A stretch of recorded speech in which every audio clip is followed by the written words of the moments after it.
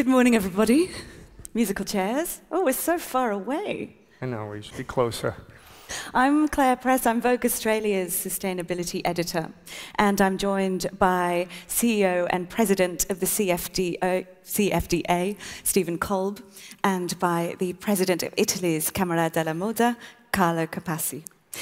This session, as Gemma said, is about the roles that national councils and associations can have in helping steer their members towards more sustainable practices. It's also about their responsibilities and the new urgency that is powering this.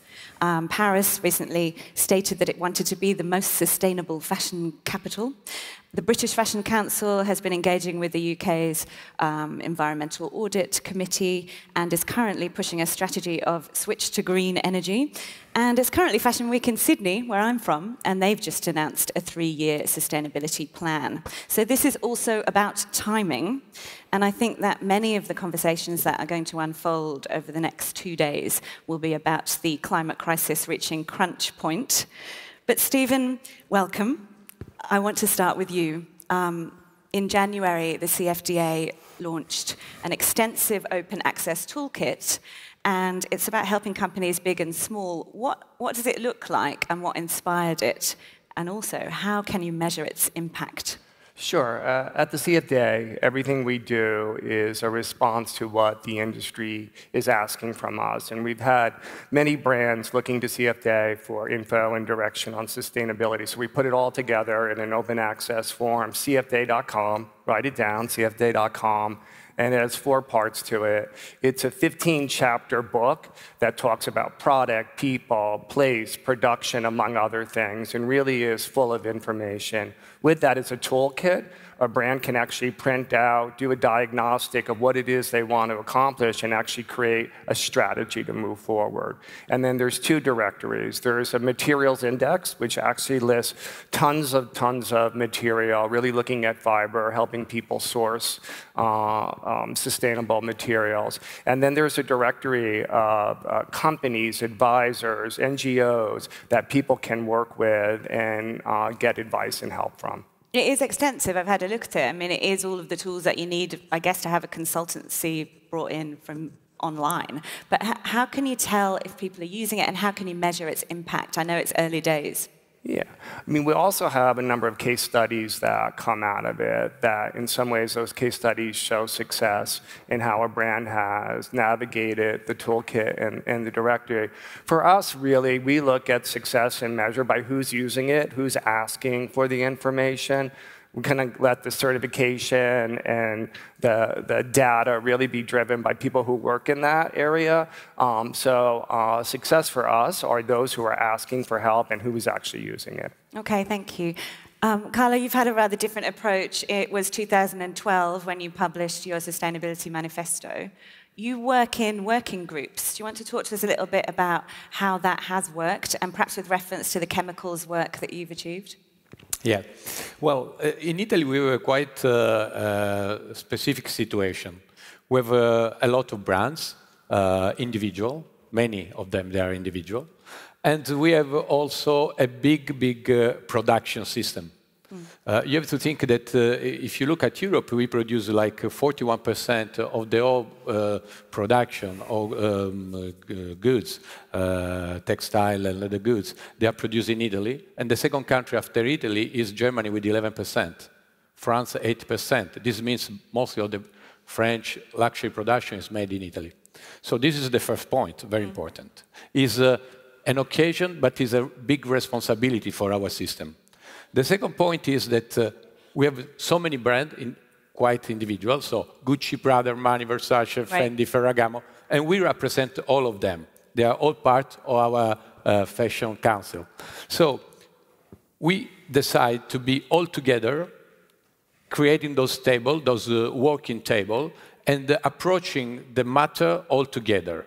This morning I heard many times people saying, we have to be all together. In that case, we are all together. So there is one table, for example, for chemical, specific on product, another one for chemical in the process, and so on. So you've got these big guys around the table, the famous names of fashion, you've got the producers as well, so the mills, etc. What have you achieved when it comes to chemical reduction and management? Because that was the first kind of piece of the pie you attacked. Yes, we create already 2 documents, guidelines, that are already on our website, and they are fortunately used by 90% of our associates. They implement those rules that we all together found and suggested.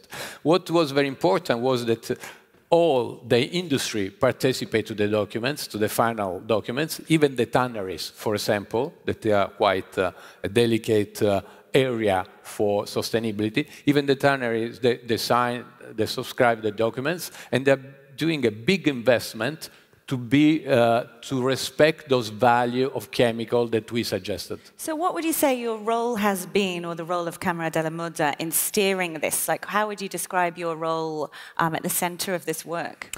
To create a system altogether. I mean, we said this morning that sustainability works if we are all together as a system. So we created this system. We use the power of having all those brands and all those relations with all the suppliers to create one system that is quite unique, where we share all the information.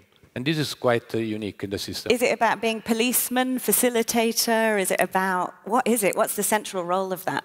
Well, of course, it's facilitation, is creating an ambient where everybody feels safe, everybody feels that can give all the contribute. But creating also some rules where the bigger brand, for example, Gucci, this morning, François-Henri said they are very open. It's true. The bigger brand, they help the smaller brand to achieve some results. Also, some specific initiatives. For example, we found 30 million euro to give to small company from 0 to 250 employees that they want to invest in sustainability. Okay. We also found something practical because we talk about sustainability, we have to make some practical issues. Okay, good. Stephen, your mission statement is to strengthen the impact of American fashion in the global economy. You want to drive more business, you want to get more income for the brands. How does sustainability fit in with that vision statement? Well, sustainability's been our work for almost a decade now, and in the last 5 years, it's become a core pillar to everything we do. Okay. Not just in creating a particular program around sustainability, but also integrating it into existing program. It's something the board believes in, and it's something that our members are interested in. And so when you look at our programs, for example, our scholarship programs, where we have a Liz Claiborne scholarship for a very long time. She's a sportswear designer, great legacy. And in the last few years, we've switched that. So when we're asking students to apply for that scholarship, we're saying, how would Liz Claiborne, if she was alive today, be working in the sustainability space? I have 2 programs, the Fashion Initiative with Lexus, which takes 5 designers through a virtual residency over 6 months, where they're actually getting money and mentoring and business development to assist them along that way. You've been focused on the emerging designers, and I know that you do give a lot of support to young names that are coming up and can embed sustainability into their business from the get-go. But how are you dealing with the big guys? And I mean, I wonder if we don't hear as much from some of the big magic names of American fashion when it comes to sustainability. I mean, our early work had been around smaller or new brands. There's a lot more flexibility and a lot more openness to different business models. But what we've seen are bigger brands that are coming to us. And so what we actually do is act like a consultancy. Are they coming to you? They are coming. I mean, there's a brand, it's kind of a little bit proprietary, but it's a $300 million brand, came to us. We were able to send someone in, actually work with that brand. And what we found was why the designer, the CEO of their brand, was interested in sustainability, the different departments within the company weren't aligned. They all had different objectives. And so we were able to help align the company, do a diagnostic with that brand, and also blueprint it. and they looked at shipping, travel, and were able to create less reliance on air travel and look at more sustainable delivery. So it's a one-on-one thing that we do with some of the bigger brands. So it's interesting. So you're actually extending your responsibility as an association into consultancy, into knowledge sharing, into, I guess, responding to a need that brands are saying, we don't know where to begin or we don't know how to develop. Yeah, and then it's really up to them to take that plan, to take that information, and then move it forward. Okay. So it's also just our work in general. When we look at the CFDA Awards, which is coming up next month, we started to integrate sustainability into what we do. So our red carpet, I know you have your green carpet event, which is all about sustainability, but it's all recycled plastic. And so we're much more conscious in our day-to-day. The event side. Yeah, right. We're much more conscious in our day-to-day as well. I mean, that is certainly one of the roles that associations and fashion weeks need to be stepping up across, which is the kind of embedding of sustainability into the event side. It seems elementary, but, you know, plastic, paper, etc. We mentioned green carpet. I want to come back to that. But, Carlo, can we talk about the two kind of new areas of focus that you're looking at with Camera della Moda, starting with wages? We had a chat about this before. I'm sure that many of you would have seen the story that came out in the New York Times during Milan Fashion Week in September about poverty wages, essentially, on some of the outworkers, fashion outworkers in Puglia. What are you doing to sort of step into and engage in that area? Well, we have to face the fact that there are irregular workers in Italy and everywhere in the world, unfortunately. In Italy, we found, we know how many are they. Okay. There are around, there used to be 54,000, and there are 45,000 at the moment. In the last 3 years, they dropped 16% irregular workers in fashion. Right. And there was the only industry where the regular workers dropped. In all the other industries, specific food and construction, they rise up. You have to think that in Italy there are more or less 3.5 million of irregular workers. But don't be scared about those numbers, because if you look at the only city of New York, there's 1,200 irregular tailors. So there are many, many, and if you look in the Far East, you cannot even count. So this is a world problem. We have to face it. In Italy, what we are trying to do is, together with Fair Wage, that is you know, this company, Swiss company, we are monitoring 40 different companies and understanding all the problems of the workers and try to bring out a survey about the situation of workers in Italy, also trying to bring out the situation of the worker around the world in fashion. Okay, what was the kind of impetus from that? Were you being asked by brands, how do we solve this? Were you responding to public pressure because the story obviously hit the headlines? What's the motivation on taking on this new approach or role? Well, this was something that we already had in our agenda, because we divide sustainability in 4 issues. Product, chemical, process, again, chemical, and then we have circular economy and social sustainability. So social sustainability was important. The New York Times brought out this focus on wages, and we thought it was correct to accelerate our process about that. So we are working very much about that, because we can help. We can help with the contract. So all our fashion brands, they have a new contract, much more control, with control, obviously, and with rules. And when the rules, they are for everybody, everybody follows the rules, everything becomes much better. I'm very happy that we gained 60% less of irregular work in the last 3 years. Yeah. Stephen, I know you're not keen on pitching this as a competition, and it's not about one country's doing better than another, but we are seeing more initiatives. We talked about Paris and about London at the beginning. What's driving this momentum globally? Well, we are very focused not just on the information sharing or the education or the mentoring, the business development, but we're also talking about what we're doing and the brands that we're supporting. I think content is so powerful. We're giving Eileen Fisher an unsung American designer, an award at the CFDA Fashion Awards, and she's really been leading the sustainability movement in the States.